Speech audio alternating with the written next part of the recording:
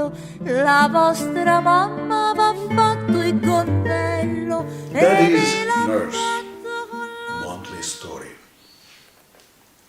One morning, on a rainy day in March, a lad dressed like a country boy, all muddy and saturated with water, with a bundle of clothes under his arm, presented himself to the porter of the great hospital in Naples, and presenting a letter, asked for his father. He had a fine oval face of a pale brown hue, thoughtful eyes, and two thick lips, always half open, which displayed extremely white teeth. He came from a village in the neighborhood of Naples. His father, who had left home a year previously to seek work in France, had returned to Italy and had landed a few days before at Naples, where, having fallen ill suddenly, he had hardly time to write a line to announce his arrival to his family and to say that he was going to the hospital. His wife, in despair at this news and unable to leave home because she had a sick child and a baby and the breast, had sent her eldest son to Naples with a few soldi to help his father, his daddy, as they called him. The boy had walked 10 miles. The porter, after glancing at the letter, called a nurse and told him to conduct the lad to his father. "What father?" inquired the nurse. The boy, trembling with terror lest he should hear bad news, gave the name. The nurse didn't recall such name. An old laborer arrived from abroad. He asked. "Yes, a laborer," replied the lad, still more uneasy. "Not so very old. Yes, arrived from abroad." "When did he enter the hospital?" asked the nurse. The lad glanced at his letter. 5 days ago, I think." The nurse stood a while in thought, then, as though suddenly recalling him, "Ah," he said, "the furthest bed in the 4th ward." "Is he very ill? How is he?" inquired the boy anxiously. The nurse looked at him without replying. Then he said, "Come with me." They ascended 2 flights of stairs, walked to the end of a long corridor, and found themselves facing the open door of a large hall, wherein 2 rows of beds were arranged. "Come," repeated the nurse, entering. The boy plucked up his courage and followed him, casting terrified glances to the right and left on the pale, emaciated faces of the sick people. Some of them had their eyes closed and seemed to be dead, while others were staring into the air with their eyes wide open and fixed, as though frightened. Some were moaning like children. The big room was dark. The air was impregnated with an acute odor of medicines. 2 sisters of charity were going about with vials in their hands. Arrived at the extremity of the great room, the nurse halted at the head of the bed, drew aside the curtains and said, "Here is your father." The boy burst into tears, and letting fall his bundle, he dropped his head on the sick man's shoulder, clasping with one hand the arm which was lying motionless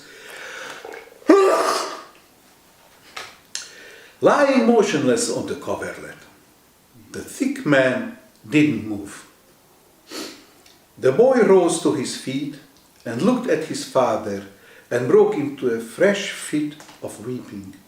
Then the sick man gave a long look at him and seemed to recognize him, but his lips didn't move. Poor Daddy, how he was changed. The son would never have recognized him.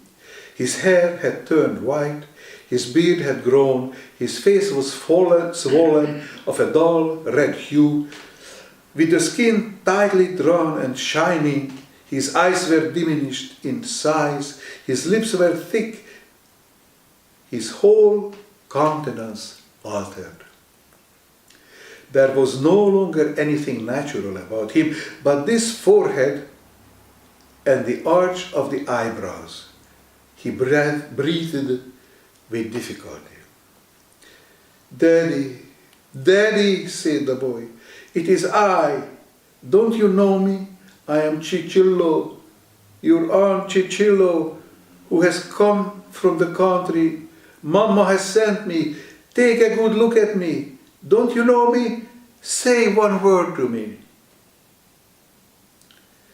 But the sick man, after having looked attentively at him, closed his eyes. "Daddy, Daddy, what is the matter with you? I am your little son, your Aunt Cicillo." The sick man made no movement and continued breathing painfully. Then the lad, still weeping, took a chair, seated himself, and waited without taking his eyes off his father's face. "The doctor will surely come to pay him a visit," he thought. "He will tell me something."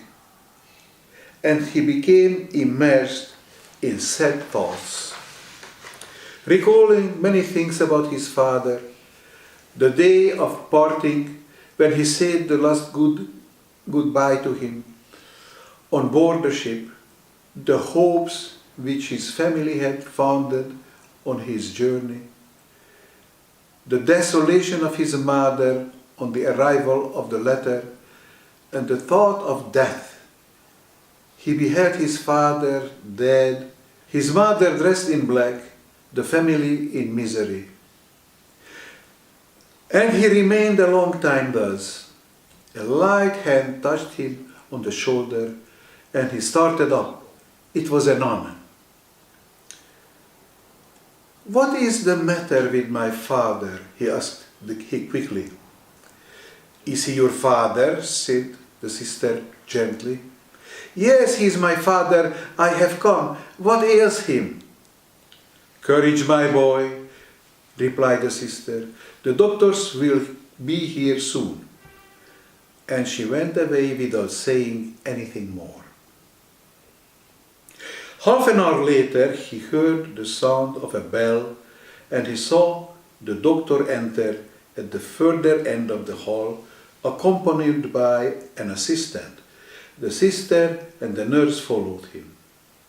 They began the visit, pausing at every bed. This time of the waiting seemed an eternity to the lad, and his anxiety increased at every step of the doctor. At length, they arrived at the next bed. The doctor was an old man, tall and stooping, with a grave face. Before he left the next bed, the boy rose to his feet, and when they approached, he began to cry. The doctor looked at him. "He is the sick man's son," said the sister. "He arrived this morning from the country." The doctor placed one hand on his shoulder, then bent over the sick man, felt his pulse, touched his forehead, and asked a few questions of the sister, who replied, "There is nothing new." Then he thought for a while and said, "Continue the present treatment." Then the boy plucked up his courage and asked in a tearful voice, "What is the matter with my father?" "Take courage, my boy," replied the doctor, laying his hand on his shoulder once more. "He has erysipelas in his face." It is a serious case, but there is still hope. Help him. Your presence may do him a great deal of good. But he doesn't know me, exclaimed the boy in a tone of affliction. He will recognize you tomorrow, perhaps. Let us hope for the best and keep up our courage. The boy would have liked to ask some more questions, but he didn't dare. The doctor passed on, and then he began his life of nurse. As he could do nothing else, he arranged the coverlets of the sick man, touched his hand every now and then, drove away the flies, bent over him at every groan, and then, when the sister brought him something to drink, he took the glass or the spoon from her hand and administered it in her stead. The sick man looked at him occasionally, but he gave no sign of recognition. However, his glance rested longer on the lad each time, especially when the latter put his handkerchief to his eyes. Thus passed the first day. At night, the boy slept on 2 chairs in a corner of the ward, and in the morning he resumed his work of mercy. That day it seemed as though the eyes of the sick man revealed a drawing of consciousness. At the sound of the boy's caressing voice, a vague expression of gratitude seemed to gleam for an instant in his pupils, and once he moved his lips a little, as though he wanted to say something. After each brief nap, he seemed, on opening his eyes, to seek his little nurse. The doctor, who had passed twice, thought he noted a slight improvement. Towards evening, on putting the cup to his lips, the lad fancied that he perceived a faint little smile across the swollen lips. Then he began to take comfort and to hope, and with the hope of being understood, confusedly at least, he talked to him at great length of his mother, of his little sisters, of his own return home, and he exhorted him to courage with warm and loving words. And although he often doubted whether he was heard, he still talked, for it seemed to him that even if he didn't understand him, the sick man listened with a certain pleasure to his voice, to that unaccustomed intention of affection and sorrow. And in this manner passed the second day, and the third, and the fourth, with vicissitudes of slight improvements and unexpected changes for the worse, and the boy was so absorbed in all his cares that he hardly nibbled a bit of bread and cheese twice a day. When the sisters brought it to him and hardly saw that was going on around him, the dying patients, the sudden running up of the sisters at night, the moans and despairing gestures of visitors, all those doleful and lugubrious scenes of hospital life, which on any other occasion would have disconcerted and alarmed him. Hours, days passed, and still he was there with his daddy, watchful, wistful, trembling at every sigh and every look, agitated incessantly between a hope which relieved his mind and a discouragement which froze his heart. On the 5th day, the sick man suddenly grew worse. The doctor, on being interrogated, shook his head as much as to say that all was over, and the boy flung himself on a chair and burst out sobbing. But one thing comforted him, in spite of the fact that he was worse. The sick man seemed to be slowly regaining a little intelligence. He stared at the lad with increasing intentness, and with an expression which grew in sweetness, would take his drink and medicine from no one but him, and made strenuous efforts with his lips with great frequency, as though he were trying to pronounce some words. And he did it so plainly sometimes that his son grasped his arm violently, inspired by a sudden hope, and said to him in a tone which was almost of joy, "Courage, courage, Daddy, you will get well. We will go away from here. We will return home with Mama. Courage for a little while longer." It was 4 o'clock in the afternoon, and just when the boy had abandoned himself to one of those outbursts of tenderness and hope, when a sound of footsteps became audible outside the nearest door in the ward, and then a strong voice uttering 2 words only, "Farewell, sister," which made him spring to his feet with a cry repressed in his throat. At that moment, there entered the ward a man with a thick bandage on his hand, followed by a sister. The boy uttered a sharp cry and stood rooted to the spot. The man turned around, looked at him for a moment, and uttered a cry in his turn, "Cicillo!" and darted towards him. The boy fell into his father's arms, choking with emotion. The sister, the nurse, and the assistant ran up and stood there in amazement. The boy could not recover his voice. "Oh, my Cicillo!" exclaimed the father, after bestowing an attentive look on the sick man, as he kissed his boy repeatedly. "Cicillo, my son, how is this? They took you to the bedside of another man, and there was I, in despair at not seeing you after Mamma had written, 'I have sent him.' Poor Cicillo, how many days have you been here? How did this mistake occur? I have come out of it easily. I have a good constitution, you know. And how is Mamma?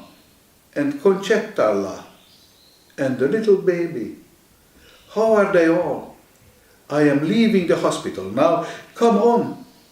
Oh, Lord God, who would have thought it?"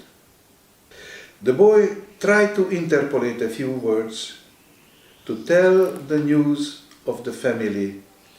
"Oh, how happy I am," he stammered. "How happy I am. What terrible days I have passed." And he couldn't finish kissing his father. But he didn't still. "Come," said his father, "we can get home this evening." And he drew the lad towards him. The boy turned to look at his patient. "Well, are you coming or not?" his father demanded in amazement. The boy cast yet another glance at the sick man, who opened his eyes at that moment and gazed intently at him. Then a flood of words poured from his very soul. "No, Daddy, wait, here. I can't. Here is this old man. I have been here for 5 days. He gazes at me incessantly. I thought he was you. I love him dearly. He looks at me. I give him his drink. He wants me always beside him. He is very ill now. Have patience. I haven't the courage. I don't know. It pains me too much. I will return home tomorrow. Let me stay here a little longer." I don't at all like to leave him. See now, he looks at me. I don't know who he is, but he wants me. He will die alone. Let me stay here, dear Daddy. Bravo, little fellow, explained the attendant. The father stood in perplexity, staring at the boy. Then he looked at the sick man. Who is he? Inquired. A countryman like yourself, replied the attendant, just arrived from abroad and who entered the hospital on the very day that you entered. He was out of his senses when they brought him here and couldn't speak. Perhaps he has a family far away and sons. He probably thinks that your son is one of his. The sick man was still looking at the boy.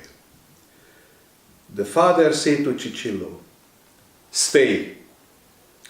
"He will not have to stay much longer," murmured the attendant.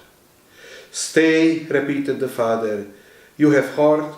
I will go home immediately to relieve Mamma's distress. Here is a scudo for your expenses. Goodbye, my brave little son, until we meet." He embraced him, looked at him intently, kissed him again on the brow, and went away. The boy returned to his post at the bedside, and the sick man appeared consoled. And Cicillo began again to play the nurse, no longer weeping, but with the same eagerness, the same patience as before. The boy returned to his post at the bedside, and the sick man appeared consoled. And Cicillo began again to play the nurse, no longer weeping, but with the same eagerness, the same patience as before. He again began to give the man his drink, to arrange his bedclothes, to caress his hand, to speak softly to him, to exhort him to courage. He attended him all that day, all that night. He remained beside him all the following day. But the sick man continued to grow constantly worse. His face turned a purple color, his breathing grew heavier, his agitation increased, inarticulate cries escaped his lips, the inflammation became excessive. On his evening visit, the doctor said that he would not live through the night. And then Cicillo redoubled his cares and never took his eyes from him for a moment. The sick man gazed and gazed at him and kept moving his lips from time to time with great effort, as though he wanted to say something, and an expression of extraordinary tenderness passed over his eyes now and then, as they continued to grow smaller and more dim. And that night the boy watched with him,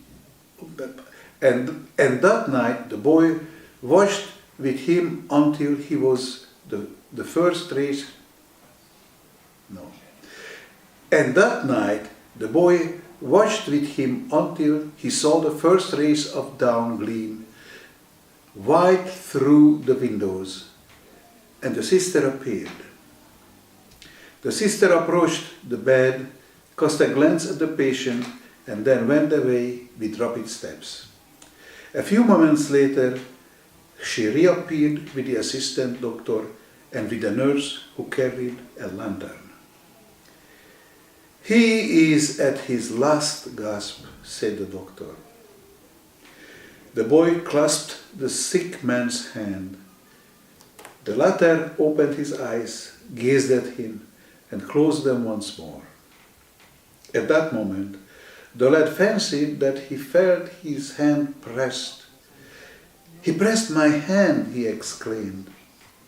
The doctor bent over the patient for an instant, then straightened himself up. The sister detached a crucifix from the wall. "He is dead," cried the boy. Go, my son, said the doctor.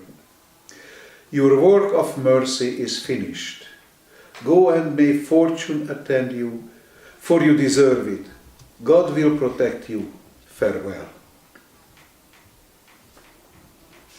The sister, who stepped aside for a moment, returned with a little bunch of violets, which he had taken from a glass on the windowsill, and handed them to the boy, saying, I have nothing else to give you. Take this in memory of the hospital. Thanks, returned the boy, taking the bunch of flowers with one hand and drying his eyes with the other. But I have such a long distance to go on foot. I shall spoil them.